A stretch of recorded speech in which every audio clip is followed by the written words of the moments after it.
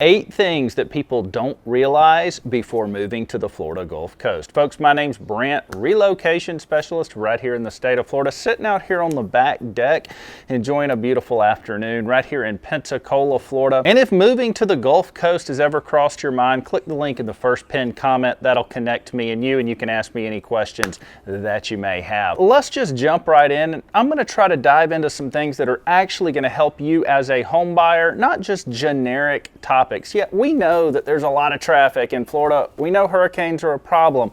Let's dive a little deeper than that, and let's start with flood zones. I've worked with hundreds of buyers moving down here to the state of Florida, and flood zones come up in just about every single conversation. It's definitely something that's a little bit scary to a buyer. But here's the interesting thing about flood zones. Flood zones are very localized. Most buyers assume just because they're near the water that they're gonna need flood insurance, and that's just not the case.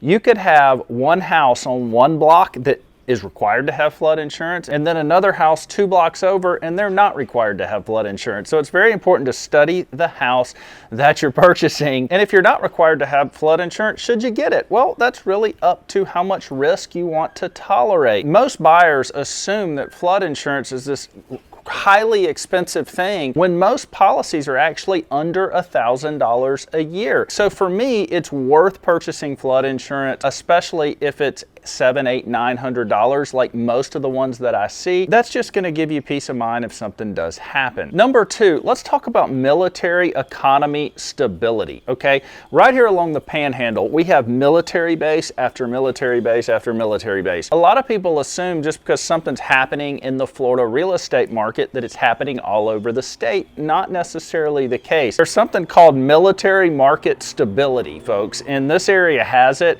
What it means is that because there is such high military turnover coming in and out, it doesn't really matter what's going on in the state. This area has more resiliency. So you probably won't see crazy market fluctuations like you might in another part of Florida. Military market stability is a real thing, and we have it all the way down the coast here. So it's something that if you're a home buyer and you're trying to decide which is the right area of Florida for me, well, hey, that is actually a selling point, okay?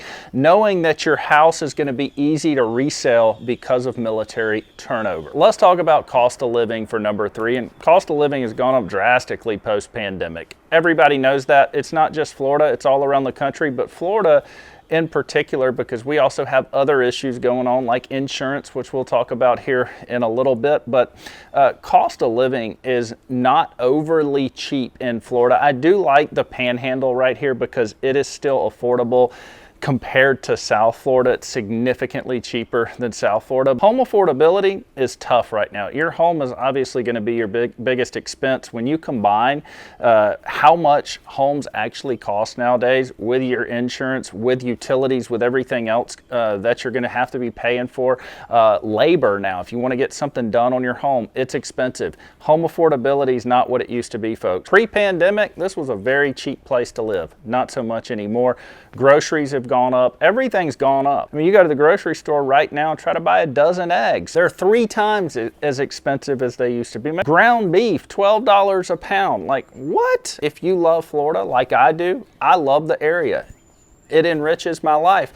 I'm going to help you move to Florida the right way. All right, I'm not going to sit here and tell you that everything's cheap. Now, on the other hand, we don't have any state income tax and property taxes. If you actually compare, people always want to complain about property taxes, but if you actually look it up, Florida's relatively cheap compared to a lot of other states in property tax. You combine that with no state income tax, that does give you a relief. Now, property tax has gone up a little bit in the last few years, but you have something here called homestead exemption. Homestead exemption keeps your property tax from going through the roof. So it's important that you file for homestead exemption once you purchase a house. Let's talk about number 4. Number 4 is roof age. And roof age matters almost more than the house. And the reason why insurers get so hesitant in Florida if a roof is approaching 15 years old. They freak out.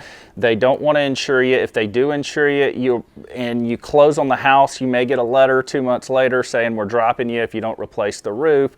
So it's important that when you're looking for that home to purchase a house that has a roof that's not approaching 15 years old. If the roof is approaching 15 years old, you can always negotiate that roof in with the deal if the seller is willing to play ball. Some of them are. This is more of a buyer's market right now compared to what we've seen in years past. So we have negotiated some roof deals in with purchases here lately. So that is a real thing, but you need to know roofs matter here. Now, we'll give you a little bit of insight here from a local. I own a 2,000 square foot home right here in the city of Pensacola, and I just had my roof replaced.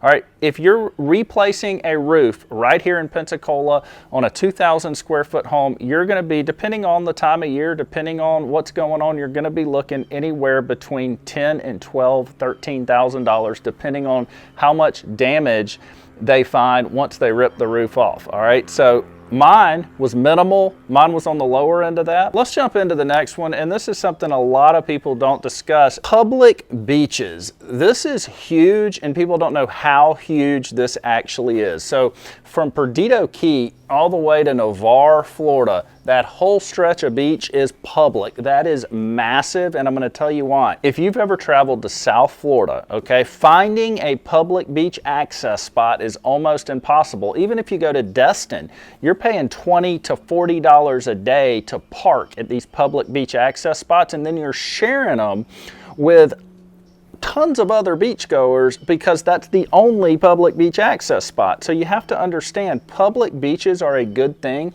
because it's going to spread out everybody to where everybody's going to find some beach access. And these beaches right here from Perdido Key to Navarre are all public. Next one I want to talk about is home maintenance. All right, home maintenance is a little different here. You have that humidity year round. You have this salty air. The wear and tear on your stuff is crazy. So stuff like your AC unit running as hard as it can run for 7, 8, 9 months out of the year, a lot of times you're going to have to replace that unit way sooner than you would normally have to replace it. Also stuff like exterior paint, outdoor fixtures, metal components, they're going to take a beating from the sun and salt air. So expect to have to replace things a lot sooner than you would normally have to replace them. And this is especially important if you're moving from a drier or colder climate down here. You're used to that routine, okay? This ain't routine. You can have something fall apart at any given second. You're gonna have home maintenance here, and you're gonna have a lot of it. Number 7, let's talk about property age difference, okay? If you look, especially here along the Panhandle in these more historic places like Pensacola, you're gonna see a mixture. You're gonna see a lot of homes built in the 1950s to 1970s. Then you're gonna see a lot of brand new construction right next to them. So your homes are really falling in one or two categories here. Now I will say this about the newer homes. They are built under a more modern Florida building code. That includes stuff like stronger hurricane standards, and that can sometimes help with insurance and wind mitigation. The older homes, on the other hand, often have larger lots, mature landscaping, and are sometimes closer to the water, but they may have older roofs, electrical systems, plumbing. So when people start house hunting, they'll quickly notice when they're trying to get these insurance quotes, a lot of times these older homes, insurance will be through the roof. But on these newer homes, insurance is not that bad, which is going to bring me to my last topic we're going to talk about today is insurance. Now, I said this in another video. Last year, I sold about $10 million in relocation real estate. So that's buyers moving here to the state of Florida.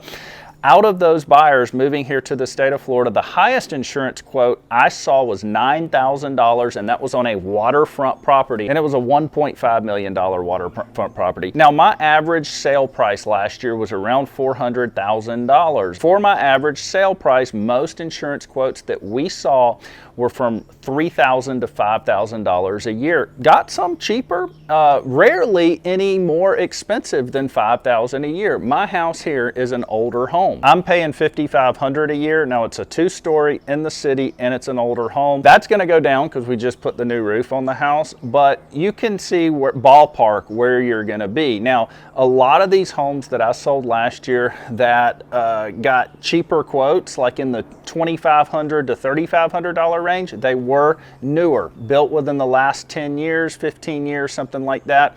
Insurance companies don't mind those homes because the building codes are different. So that is really important when you're house shopping here in the state of Florida, is to keep insurance in mind when you're looking. So, because some of these older homes are super charming, they're built well, they're beautiful, but then you go and get them insured and they're going to be a lot higher.